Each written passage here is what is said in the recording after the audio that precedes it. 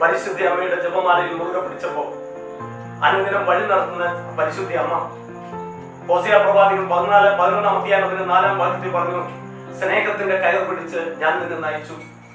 കരുണയുടെ കയർ തന്നെ. അതേ ആ ജപമാല പ്രാർത്ഥന പരിശുദ്ധി അമ്മയോടൊത്തുള്ള യാത്രയിൽ അമ്മ നമ്മളെ പരിപാലിക്കുമ്പോൾ നിന്റെ എല്ലാ വേദനകൾക്കും ആശ്വാസം പകരുവാൻ പരിശുദ്ധി അമ്മയ്ക്ക് മാത്രമേ കഴിയൂ.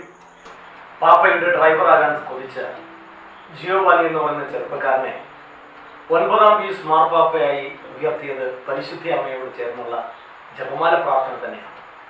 പ്രിയപ്പെട്ടവരെ, ആ 9-ാം പീസ് മാർപ്പാപ്പയാണ് 1866 നിത്യസേവ മാതാവിന്റെ ചിത്രം മാനവകുലത്തിന് കത്തോലിക്ക തിരുസഭയ്ക്ക് ലോക ജനതയ്ക്ക് വേണ്ടിയിട്ട് തന്ന ആ ചിത്രത്തെ വണങ്ങണമെന്നും ഈ ചിത്രം പ്രചരിപ്പിക്കണമെന്നും ഈ നിത്യസേവ മാതാവിന്റെ നൊവേന എല്ലാ മക്കളും